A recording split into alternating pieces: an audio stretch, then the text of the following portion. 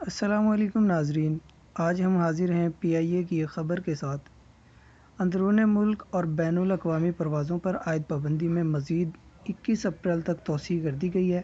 اس سے پہلے corona virus کے پھیلاؤ کو کم کرنے کے لیے سول ایویشن کی جانب سے آپریشن 14 اپریل تک معطل کیا گیا تھا۔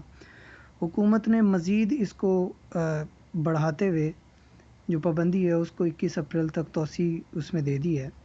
ترجمان ایویشن ڈویژن کے مطابق پاکستان سول ایویشن اتھارٹی نے پابندی میں توسیع کا نوٹیفکیشن جاری کر دیا ہے۔ ترجمان کے مطابق 21 اپریل تک ملک میں اندرون ملک اور بین الاقوامی فلائٹ آپریشن مکمل طور پر معطل رہے گا۔ خیال رہے کہ اس سے قبل کرونا وائرس کے پھیلاؤ کو کم کرنے کے لیے فلائٹ آپریشن پر 14 اپریل تک پابندی عائد کی گئی تھی، تاہم اس دوران بیرون ملک پھنسے پاکستانیوں کو لانے کے لیے پی آئی اے کی خصوصی پروازوں کا سلسلہ جاری رہا۔